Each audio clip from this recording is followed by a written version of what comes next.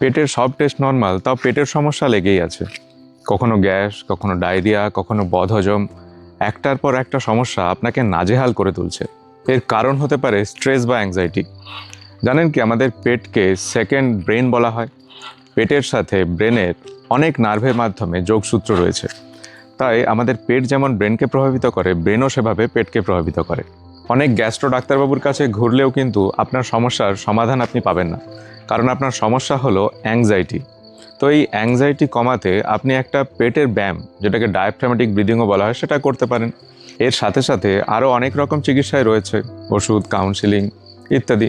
তো সেক্ষেত্রে diaphragmatic breathing করতে গেলে পেটের ওপর জাস্ট হাত রাখবেন, চোখ বন্ধ করে শান্তভাবে শির দ্বারা সোজা করে বসবেন, নাক দিয়ে লম্বা শ্বাস নেবেন এবং মুখ দিয়ে ধীরে ধীরে লম্বা শ্বাস ছাড়বেন।